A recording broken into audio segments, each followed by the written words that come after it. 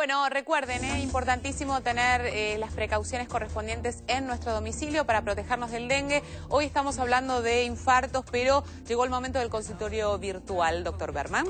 Así es. Así está bien. Ahora sí. Sí, si no hables, o sea, sí es una placa. Ya a esta altura del partido debería de conocer, por favor. Sí, no lo vi a Mariano, Berman. tiene razón. A ver, Ceci Vega por Facebook nos hace una pregunta interesante que es, ¿qué es la erisipela?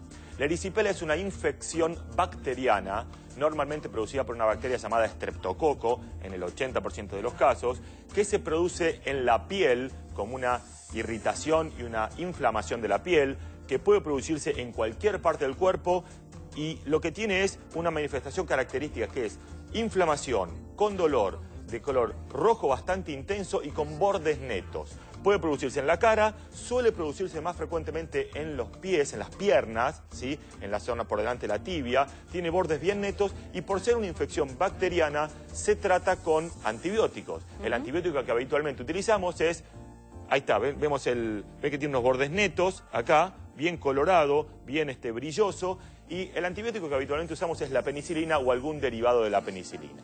¿Sí? Con eso es un tratamiento, digamos, completo y se cura completamente. Suele pasar que a veces hay pequeñas puertas de entrada para este germen, que son los espacios entre los dedos que hacen una pequeña lastimadura, y hay que chequearlo eso para curarlo y evitar que entre el germen. Gracias, Guido. Bueno, hablamos de infartos hoy y es el turno de averiguar qué es un infarto intestinal, por qué se provoca y cuál es el tratamiento adecuado. Para eso fuimos a consultar al doctor Rodolfo Corti, que es jefe de la unidad de esófago y estómago del Hospital Udaondo. El infarto intestinal es simplemente el daño o fundamentalmente la muerte de un trozo de tejido intestinal como producto de una falta de irrigación de esa zona del intestino. El abdomen se ha irrigado fundamentalmente por tres grandes vasos que derivan de la aorta, que son el tronco celíaco, la arteria mesentérica superior e inferior. Y la obstrucción de esos vasos, que va a determinar una isquemia o eventualmente un infarto intestinal, va a comprometer sectores del intestino de acuerdo a cuál sea de estos vasos el comprometido. Hay causas que son fácilmente, es decir, previsibles, como son pacientes que tienen hernias, fundamentalmente umbilicales o inguinales, que estas hernias, cuando se mantienen durante cierto tiempo, pueden atrapar parte de asas intestinales en el orificio herniario y producir un daño en la pared del intestino que puede pasar por la isquemia, cuando la irrigación se pierde parcialmente, hasta la necrosis o la muerte completa del asa que quedó encarcelada en ese orificio herniario. La otra causa también frecuente son las adherencias o las bridas que se dan secundarias a cirugías. Esas habitualmente dan sufrimientos de asa, isquemias que habitualmente liberando el asa de la brida se soluciona el problema. Fuera de estas existen causas muy importantes que comprometen la vida del paciente o ponen en juego la vida del paciente, que son fundamentalmente las trombosis y las embolias de estos grandes vasos del abdomen. Y esto generalmente hay patologías predisponentes, que son fundamentalmente aquellos pacientes que tienen antecedentes de infartos de miocardio, de problemas valvulares aórticos o mitrales, generalmente por fiebre reumática, hipertensiones arterial, arritmias cardíacas, que hace que se libere algún trombo que circula por el torrente sanguíneo y se enclava en alguno de estos vasos. El dolor abdominal es el síntoma más frecuente. Un dolor abdominal generalmente crónico, que se da generalmente en los periodos postprandiales. ¿Por qué? Porque cuando uno almuerza o cena hay un secuestro de sangre hacia el aparato digestivo, de manera tal que ese es el momento en que puede producirse más estos fenómenos de isquemias intestinales. Y después, ya cuando el cuadro se hace mucho más grave, aparecen las diarreas, incluso con sangre, aumento de los glóbulos blancos, fiebre, que puede indicar ya que el infarto ha comprometido el asa del intestino, se ha necrosado, se ha muerto esa zona del asa intestinal y puede llevar una peritonitis con perforación del intestino, incluso muerte del paciente si no te actúa adecuadamente. La primera etapa del tratamiento, sin lugar a dudas, es el diagnóstico lo más precoz posible. Y tiene dos etapas. Si uno puede extirpar el trombo una vez hecho el diagnóstico, esa es la primera etapa del tratamiento, y si los asas de intestino están viables, ahí terminó la cirugía, que es el tratamiento, el único tratamiento en nuestro caso. Bueno, yo no sabía ni que existía el infarto intestinal y me gustaría que la doctora Cassi haga una pequeña aclaración, porque esto en general está no diagnosticado correspondientemente porque no sé si, como escuchábamos recién, no hay un síntoma específico para poder identificarlo o lo desoímos, hacemos que no existe. A ver, Andrea. Sí, en realidad es uno de los cuadros más importantes de la gente mayor, pero está subdiagnosticado, vuelta por lo que acabamos de decir, de la presentación atípica en las personas mayores. En realidad, el paciente empieza con un dolor. Generalmente los infartos, como bien dijo el doctor, en la primera instancia se pueden expresar con dolor, porque eso es el síntoma cardinal. Y lo que la gente mayor hace es tener el dolor, pero como dije hace un rato, poder no expresarlo claramente. Entonces uno tiene que ver a través de determinadas conductas del paciente, ir a identificar de que algo le duele. Claro, el famoso espasmo estomacal que te dicen, bueno, estás como en un espasmo y por ahí estás efectivamente con un infarto intestinal. Ahora el turno de hablar de los infartos musculares. Existen infartos por todas partes y por eso está aquí con nosotros el doctor Jorge Farina, que es de la Sociedad Panamericana de Flebología. ¿Qué son los infartos musculares? Bueno, los infartos musculares... Buen día, ¿cómo estás? Gracias por la invitación. Primero deberíamos aclarar que no es ni más ni menos con respecto a la etiología lo que han nombrado todos mis colegas. Sí. Lo que habló Guido, la sintomatología es la misma. Lo que lo diferencia del resto de los infartos es lo que decía Andrea, es lo difícil de diagnosticarlo. Son pacientes que por ahí no tienen demasiados síntomas y el síntoma principal es el dolor y puede haber algo de inflamación en la zona. Dolor que, por ejemplo, puede estar en la pierna, me duele la pierna, tengo un dolor muscular, ¿lo identifico como un dolor muscular o no? Y en algunos casos sí y en otros casos no, pero en general vienen consultándote porque tienen un dolor en la zona del muslo, que es el lugar más frecuente, si bien habría que aclarar que esto no es un cuadro bastante característico y generalmente se relaciona con trastornos previos como una enfermedad diabética, como había denominado antes Guido. En realidad es una complicación de la diabetes y que no es una de las más comunes, digamos, tiene otras complicaciones previas. Generalmente un paciente diabético después de 10 años de enfermedad en general estaría en condiciones de hacer este tipo de episodio. Sí. Y bueno, lo más difícil es diagnosticarlo precisamente porque vos tenés muchos diagnósticos diferenciales para hacer en ese momento, desde un simple desgarro, como hablábamos por ahí en el entretiempo, sí. La posibilidad de hacer una trombosis a nivel venoso y no solamente arterial, alguna patología muscular concomitante o inclusive algún tipo de neoplasia. Entonces lo que uno se plantea, en realidad uno debe sospecharlo con antecedentes previos, como decía bien Andrea antes, es decir, un paciente que tiene trastornos cardiovasculares o vasculares propiamente dicho, antecedentes de enfermedad coronaria, arteriosclerosis, diabetes que también suma, uno debería sospecharlo. En realidad está bastante subdiagnosticado, como dice ella, porque uno se le pasa por alto, es decir, a vos te viene a consultar un paciente... ¿Esto es un episodio de urgencia? A veces, digamos, no de urgente resolución. Lo que sí te ocurre es que tenéis pacientes que tienen el dolor, suponen que tiene que ver con un desgarro, entonces los dejan pasar y a lo mejor vienen a la consulta no en forma temprana, sino más bien más a largo plazo. ¿Y cuál es el tratamiento posible para este tipo de infartos musculares? El tratamiento posible es analgésicos, antiinflamatorios y reposo. Y después comenzar una rehabilitación, como dijo Ale hace un ratito, en el cual, cuando ya esté en condiciones de retomar la actividad, comenzar con la actividad progresiva. Y fundamentalmente la prevención. Pero no quiere intervención quirúrgica, digamos. Esto se trata a nivel de digamos, con desinflamatorios, con ejercitación, con rehabilitación. Sí, exactamente. Son muy pocos los casos que requieren de una resolución quirúrgica. Generalmente cuando tenés por ahí otro cuadro asociado que se llaman cuadros compartimentales y que necesitas descomprimir, pero si no en general con reposo estricto y con antiinflamatorios o analgésicos el cuadro remite. También hay que decir que digamos, son de resolución espontánea y que a su vez podés tener una nueva repetición del cuadro, inclusive en el mismo miembro afectado o en el miembro contralateral. Hay más de un 50% de estos pacientes que vuelven a repetir el episodio.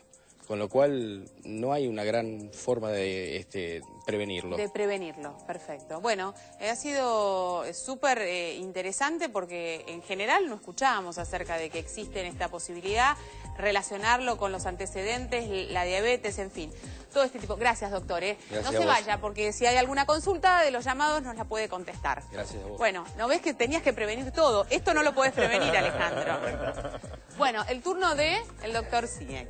Lo escuchamos. Nosotros estamos acostumbrados a hablar en los adultos de distintos tipos de infartos y en los chicos no es muy común el infarto de miocardio.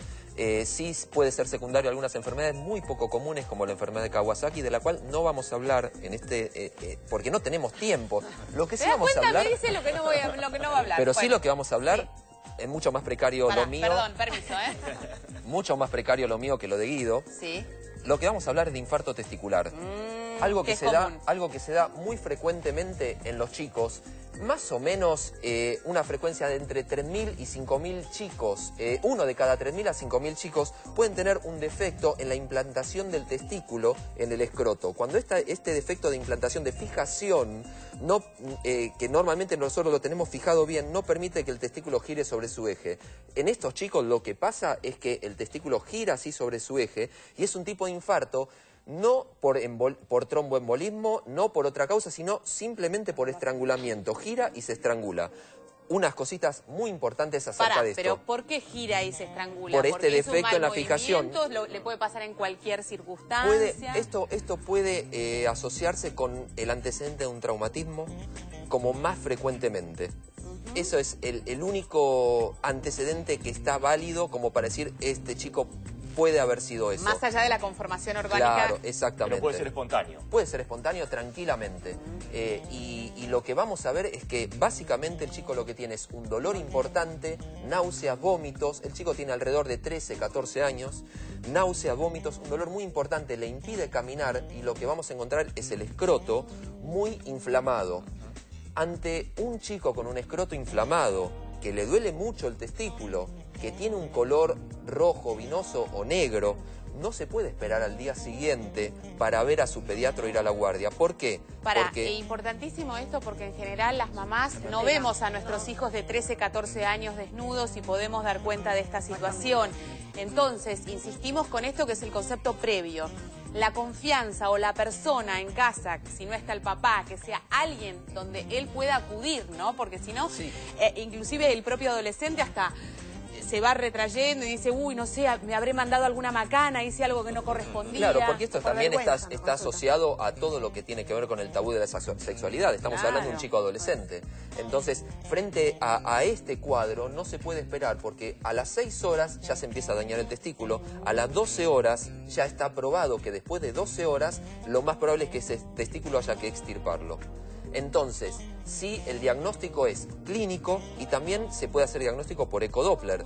Pero si el ecodoppler va a tardar más de 2 horas en hacerse, no se lo puede esperar. Perfecto. ¿Y cómo se soluciona el problema? Cirugía. Ah, es quirúrgico. Es quirúrgico. Es una de las pocas urgencias quirúrgicas, urológicas, urgencias que hay en los chicos. ¿Sí?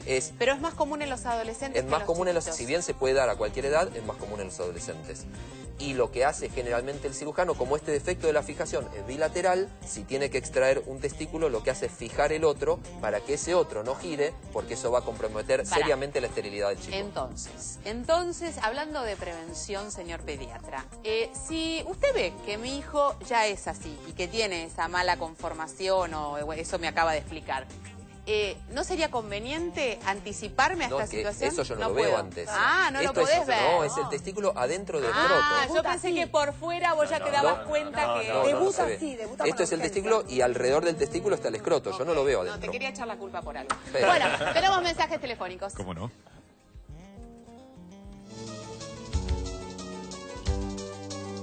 Marisa de Quilmes, ¿cuáles son las secuelas que pueden quedar por sufrir un infarto cerebral? Bueno, el infarto cerebral, como nos comentaba el doctor antes, es el famoso accidente cerebrovascular. Depende en qué sector del cerebro se produzca la necrosis o la falta de oxigenación, va a tener un determinado síntoma. Lo que habitualmente vemos es que falta fuerza o sensibilidad en medio cuerpo, incluso hasta en media cara también, la parte inferior de la cara, no el ojo, la parte de abajo de la cara, ¿sí? Entonces, lo que se llama una hemiplegia, una hemiparesia facio-braquio-crural de, digamos, de medio cuerpo. Si lo que está afectado es el cuerpo derecho, el problema cerebral está en el lado izquierdo. Y al revés. Ellos estudiaron muchos años y por eso tienen la necesidad de darnos todos esos nombres raros para decir que efectivamente tuvieron que estudiarlos. Pero de un lado del otro. Facio, cara, braquio, brazo, crural. Yo lo La paresia es la disminución y la Otro plejía. mensaje. Pero es importante porque paresia es disminución de la fuerza y plejía significa parálisis. parálisis completa. Perfecto. ¿De acuerdo? Y trastorno del habla también puede tener. Puede haber trastornos del habla, puede haber trastornos Hay de gente visión. que solo se expresa así también, ¿no? Hablando mal o no pudiendo mencionar una palabra o no le sale el concepto de lo que quiere decir. Perfecto. Mensaje. Rosa de Talar, tiene 35 años, tiene dolores de cabeza diariamente, a veces se despierta con sangrado de la nariz. ¿Qué puede ser? ¿Con quién consulta? A ver, los dolores de cabeza diariamente pueden tener múltiples causas, ¿sí? Pueden ser cefaleas tensionales, pueden ser migrañas. Dentro de las migrañas, las mujeres tienen un tipo más frecuente de migraña, que es la migraña en racimo. Y la epistaxis, que es el sangrado de la nariz, habitualmente no tiene por qué tener que ver con el dolor de cabeza, ¿sí? Y ni tampoco con la hipertensión arterial, como siempre decimos.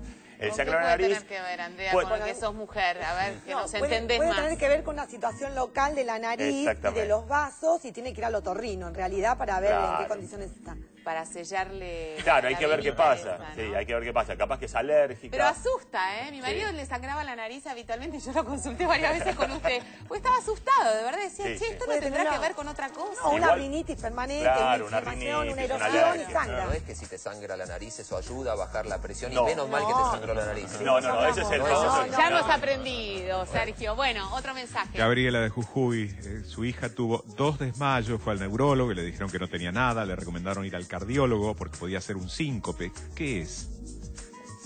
Síncope.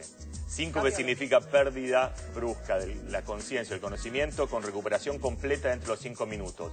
Cuando no es neurológico, puede ser cardiológico. Y dentro de lo cardiológico, habitualmente lo que es, sobre todo en mujeres, es los desmayos por caída brusca de la presión arterial. Perfecto. Y eso hay que estudiarlo porque tiene tratamiento. Otro mensaje. Osvaldo de Villa Urquiza tuvo un infarto en agosto pasado, le hicieron un cateterismo y todavía no le pusieron un stent. No le dan turno, está con medicación, pero quiere saber cuánto puede esperar hasta que lo operen. Bueno, a ver, el haber tenido un infarto y que no le hayan puesto el stent en el momento significa que no fue necesario, que llegó tarde, por lo tanto lo que están haciendo ahora es estudiarlo posteriormente y aparentemente tienen que hacerle una angioplastía después del infarto. Eso no es una emergencia, no es una situación que haya que salir corriendo, sobre todo si está asintomático y con medicación. Ahora, si está con un estudio que muestra que el corazón al esfuerzo le falta oxígeno, va a tener que hacerlo y de mientras va a tener que tener muchos recaudos hasta llegar a ese momento. Y que esté alerta, porque si le agarra alguna molestia de pecho nuevamente, tiene que consultar rápido, porque ahí sí le van a hacer la angioplastia de urgencia. Bueno, tenemos que hacer la pausa. Hay un montón de consultas, así que después de la misma estaremos respondiendo todas tus dudas. Ya venimos, no te vayas. Mi nombre es Alberto Caraglanián, fui trasplantado en el año 2001 de hígado en la Fundación Favaloro. Una persona donante a quien no conocí me devolvió la vida. Doná tus órganos, porque donar órganos es dar vida. ¿Sabías que existen factores de riesgo en los infartos? Los más frecuentes son edad avanzada, el sexo de la persona y la herencia, ya que las personas que tienen familiares con antecedentes de haber padecido enfermedades coronarias tienen mayor probabilidad de padecer alguna enfermedad de este tipo.